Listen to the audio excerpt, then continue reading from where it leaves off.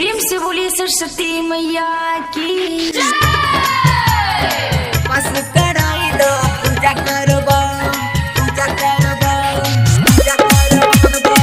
धूम recording studio राजा सोनवर्षा थाना चौक थाना चौक। हे मैया बस कराई दो पूजा करबो बस कराई दो पूजा करबो।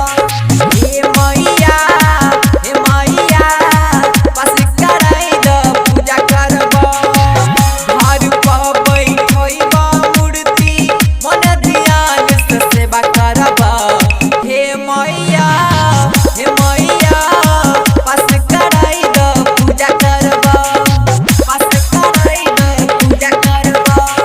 हे मैया बस कराई दो पूजा करबो। दुआरा पर बैठइबो मूर्ति मन ध्यान से सेवा करबो। हे मैया बस कराई दो पूजा करबो बस कराई दो पूजा करबो।